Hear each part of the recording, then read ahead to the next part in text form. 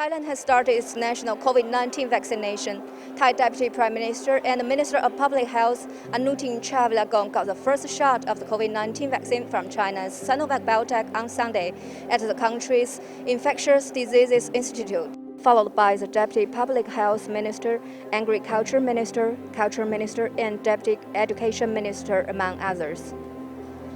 Prime Minister Prayut Chan-o-cha presided over the event and witnessed the first Sinovac shots of the country.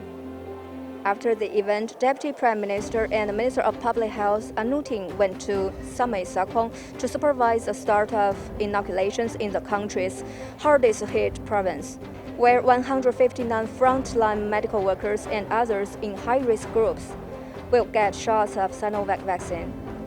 The country received its first batch of 200,000 COVID-19 vaccines from China's Sinovac Biotech on Wednesday. The 200,000 doses was being sent to 13 provinces, including Bangkok. Another 800,000 Sinovac doses will arrive from China in March and 1 million more in April.